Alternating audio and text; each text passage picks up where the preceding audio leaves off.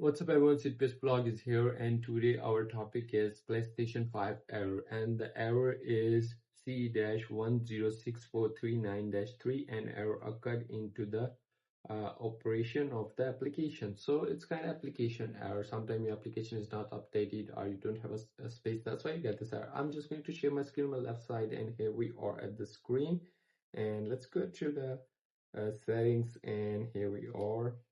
Just you must check your application is updated or not. If needs to update, you simply just update. Then go to the settings and here you go to the system and system software update. You must check the system software is up to date or not. Sometimes you're using an older version, that's why the older version is not supported.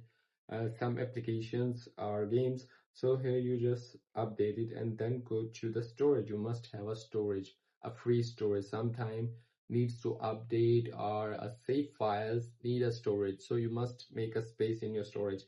And after that you just turn off your PlayStation 5 and go to the safe mode. There's a rebuild database. You simply just rebuild your database or clear cache. After rebuilding database or clear cache, you just get back to your home screen.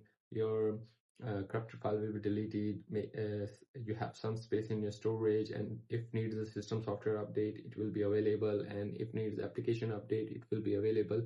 So that's how you can do it. And if you want to ask me a question, then leave a comment in the comment box and see you soon for the next one, for the next topic.